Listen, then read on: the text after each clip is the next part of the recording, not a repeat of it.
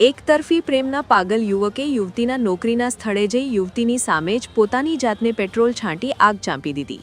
આ ચોંકાવનારી ઘટના અમદાવાદના સરખેજમાંથી સામે આવી, જ્યાં અલ-નૂર હોસ્પિટલમાં એક યુવકે આત્મદાહનો પ્રયાસ કરતા ભારે અફરાતફરી મચી ગઈ। આત્મદાહનો પ્રયાસ કરનારો યુવક ગંભીર રીતે દાઝી ગયો હતો, જેનું સારવાર દરમિયાન મોત થયું હતું। જે યુવતી સાથે તેણે તકરાર કરી હતી તે આઘાતના કારણે બેભાન થઈ ગઈ હતી। પોલીસના જણાવ્યા અનુસાર ફતેવાડીમાં રહેતી 28 વર્ષીય યુવતી સરખેજમાં આવેલી અલ-નૂર હોસ્પિટલમાં રિસેપ્શનિસ્ટ તરીકે નોકરી કરે છે, જ્યાં છેલ્લા 6 મહિનાથી તેના જ વિસ્તારમાં રહેતો કામરાન નામનો યુવક એકતરફી પ્રેમમાં કથિત રીતે તેની પજવણી કરી રહ્યો હતો।